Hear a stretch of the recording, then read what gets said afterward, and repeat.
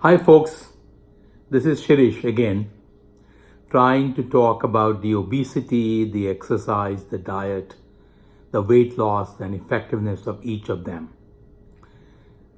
In the last video, we were talking about the facts and the myth of obesity, and I touched upon something at the end of the talk about the amount of calories that are burned by individuals when they do any walking or any exercises. To continue in the same path, I just wanted to tell you that it is very simple and very easy to understand that if I would lift a 10 pounds of weight from the floor and put it on a table, I will be burning X number of calories irrespective of my own weight. So I may be weighing 150 pounds or I may be weighing 200 pounds. I'll still burn the same calories. In contrast to that, if I would put 20 pounds of weight, lift it from the same floor, put it on the same table, I will be burning double the calories than when I was picking up 10 pounds of weight. If I could lift 100 pounds of weight from the floor and put it on the table, the same distance, same height as before, I would be burning 10 times more calories compared to 10 pounds of weight being lifted. So the calories burnt are directly related to the amount of weight that is lifted. It doesn't matter which muscle you use, but the calories burnt are still the same.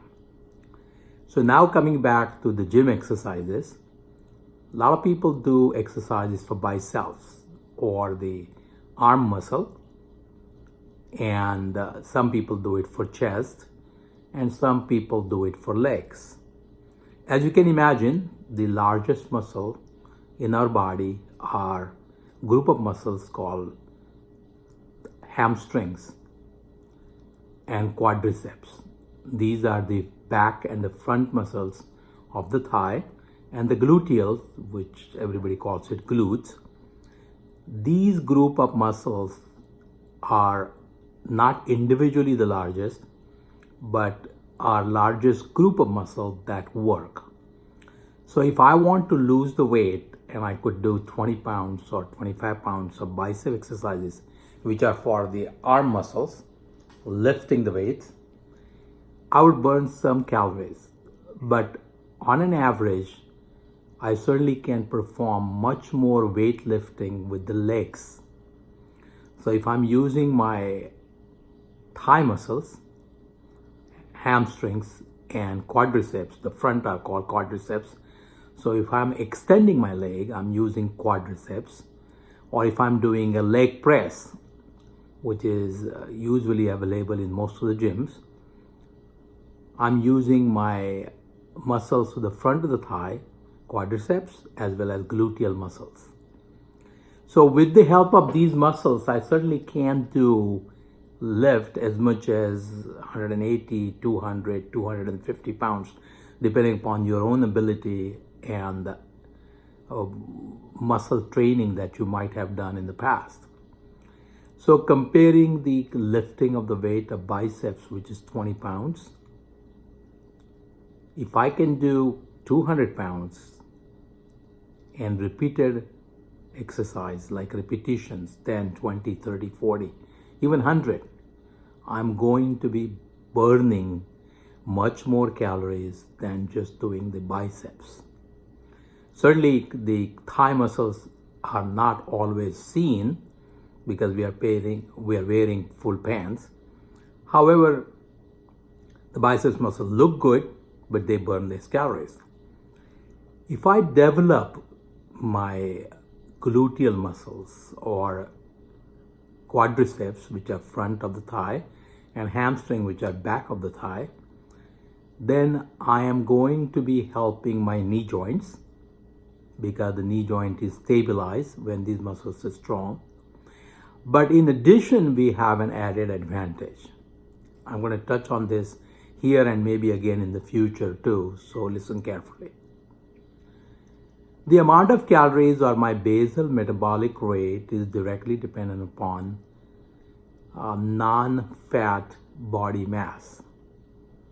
So if I take a person who has more percentage of body mass, which is made out of fat, not out of muscles, he will burn less calories than the guy who is muscular, even when they are not doing exercises. So if I have built my bigger muscles, the glutes, the hamstrings, the quadriceps, then I will be burning more calories even when I am not doing the exercise. So essentially, my basic or basal metabolic rate goes up when I have developed these muscles. Certainly building bicep muscle will do the same, but since biceps and triceps, which are the side muscles of the upper arm, are small muscles, the benefit or the amount of rate increase in basal rate is not as much if I have built the gluteal muscles. And this is an important fact which will be touched a little bit later, but to touch it right now, let's say person A is 200 pounds and has 10% body fat.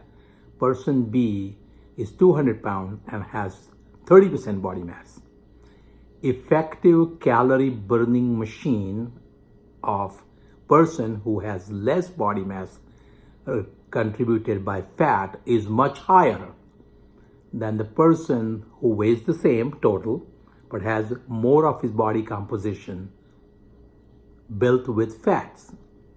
So reducing fats and increasing muscle mass indirectly helps the basal rate, and when you are exercising these big muscles, you are going to be burning more calories.